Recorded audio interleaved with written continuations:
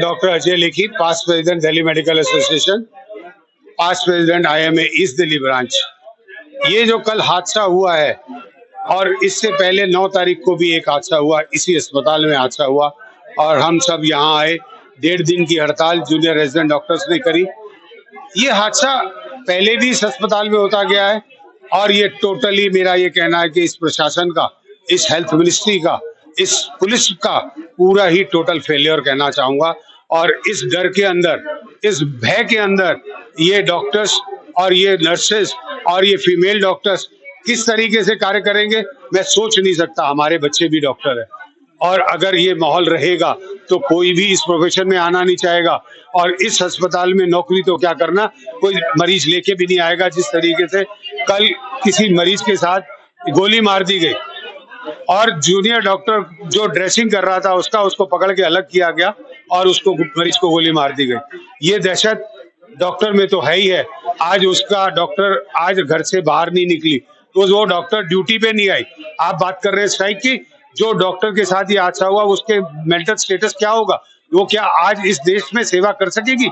ये तो मुझे नहीं लगता कि वो कभी अपने डर को निकाल पाएगी। अगर इस तरीके के हादसे होते रहेंगे तो कौन काम करेगा? तो मेरा यही कहना है, इस प्रशासन को बदलना पड़ेगा, इस कार्य को बदलना पड़ेगा और इस पुलिस प्रशासन को सख्त से सख्त करना पड़ेगा।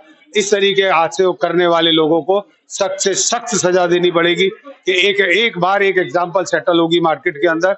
और गवर्नमेंट को, मेरी सेंट्रल गवर्नमेंट से अनुरोध है कि सेंट्रल वायलेंस लॉ जरूर बनाए, जल्द से जल्द बनाए कि इस तरीके के हादसे ना हो पाए और देश का स्वास्थ्य भी ठीक रहे और हमारा स्वास्थ्य भी ठीक रहे। सबसे बड़ा सवाल सिक्योरिटी के नाम पर उठा है आज जीटीबी हॉस्पिटल में, उसके लिए आप सिक्योरिटी के लिए क्या कहेंगे? जीटीबी हॉस्पिटल की सिक्योरिटी के लिए दसियों बार इस तरीके की बात हो चुकी है।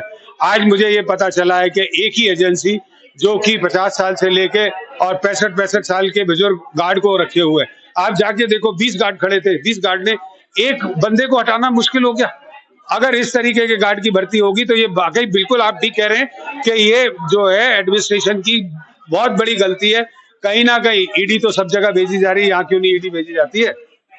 भेजनी चाहिए, यहाँ पे भी इंक्वायरी करनी चाहिए, इंटेलिजेंस सीबीआई को लगाना चाहिए। क्यों नहीं पता लगता यहाँ पे? एलजी साहब क्यों नहीं संज्ञान लेते? एक जगह डॉक्टर के नर्सिंग होम में आग लगती है तो वहां तो आप 50 पुलिस वाले भेज देते हो, वहां पे डॉक्टर को जेल भेज देते हो। यहाँ क्या हुआ? यहाँ क्यों नहीं एमएस से कहा गया? आज वो मरीज मरा है तो क्यों नहीं सख्ती से काम हो रहा? मेरा यही कहना है कि सख्ती होनी चाहिए। इस हॉस्पिटल दिन के वक्त 4 बजे के करीब कोई आ जाता है, 4थे फ्लोर पे आ गया, लिफ्ट से आ गया, उसके हाथ में गन है, कोई देख नहीं रहा था इस बात को। ये क्या गुंडागर्दी है? और आके आपने डॉक्टर को धक्का दिया, नर्सिंग स्टाफ को धक्का दिया और आपने उस आदमी को शूट कर दिया। आप ऐसे कैसे कर सकते हैं? आप ऐसे कर ही नहीं सकते। अभी तक प्रशासन ने क्या सुविधाएं आपको मुहैया कराने का आश्वासन दिया है या अभी तक कुछ भी कोई भी नहीं दिया। पिछली बार दिया था उन्होंने, इसलिए स्ट्राइक कॉल ऑफ कर दी गई थी कि हम यहाँ पे सिक्योरिटी देंगे, हम बाउंसर्स देंगे और जल्दी से जल्दी कल्प्रिट्स को पकड़ा जाएगा। कुछ भी नहीं हुआ है।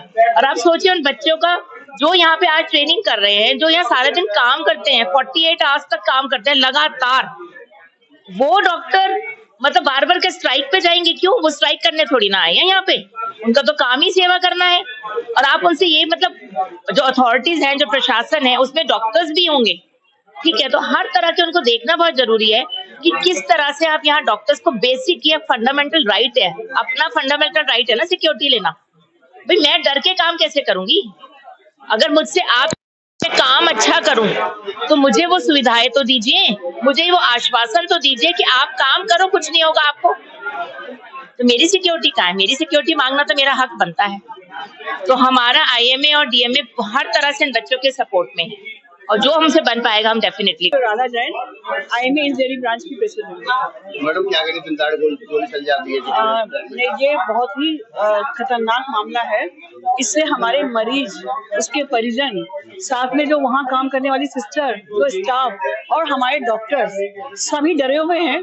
और जब ये घटना हुई है उस समय एक डॉक्टर हमारी जो है वहाँ पर वो ड्रेसिंग कर रही थी और ड्रेसिंग करते उसको घसीट के अलग कर दिया गया और उसके बाद उसको मर्डर किया गया।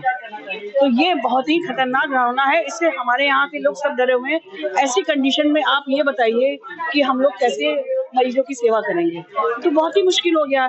और ये सोचिए ना कि ये जो बच्चे रेजिडेंट डॉक्टर जो थे वो नीट का एग्जाम क्लियर करके आए हैं अभी, और वो पढ़ने के लिए आए और सीखने के लिए यहाँ आए हैं, और उनके पेरेंट्स की क्या पोजीशन होगी जिनके बच्चे यहाँ पर सीखने के लिए आए और वो इतने खतरनाक जगह पे बैठे हुए हैं जहाँ कभी भी दिन दहाड़े मर्डर हो जाता है। हॉस्पिटल जो है सेफेस्ट प्लेस माना जाता है। आई थिंक इससे आज सेफेस्ट प्लेस कहीं नहीं माना जाता है दुनिया का। आप हॉस्पिटल या मंदिर को कहते हैं कि सबसे सेफेस्ट है, और आज वही इतना ज्यादा उसमें है, तो ये तो फेलियर हो गया ना, सारा आपका सिस्टम फेलियर हो गया।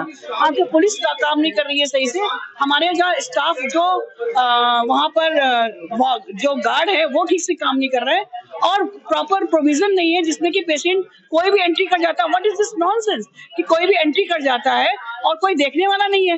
प्रॉपर गार्ड होना चाहिए और साथ में बैरिकेड सिस्टम होना चाहिए एंट्री के टाइम पे। वो जो और हाँ, सीसीटीवी भी नहीं है वहाँ पर। सबसे इम्पोर्टेंट है आजकल हर छोटी छोटी जगह में रोड्स में सीसीटीवी लग गए हैं, हॉस्पिटल में नहीं है। कैसी मजाक की बात है भाई, आप सीसीटीवी तो लगाओ, कम से कम ये तो पता चले कि कौन कल्प्रिट है, कहाँ कुछ प्रॉब्लम हो रही है। एटलीस्ट आप वार्ड ऐसी जगह नहीं लगा सकते जहाँ पर ऑपरेशन हो रहा है या कुछ ऐसी है, लेकिन कॉमन वार्ड्स में या ऐसी जगह पर तो लगा सकते हैं, एंट्रेंस में वहां पर तो आप सीसीटीवी लगा सकते हो। सीसीटीवी क्यों नहीं है? तो ये सब चीजें मतलब आपका सिस्टम फेलर है पूरा ही। ना तो सीसीटीवी है वहां पर, ना वहां पर प्रॉपर गार्ड्स है, जो सुविधाएं होनी चाहिए वो नहीं है वहां पर।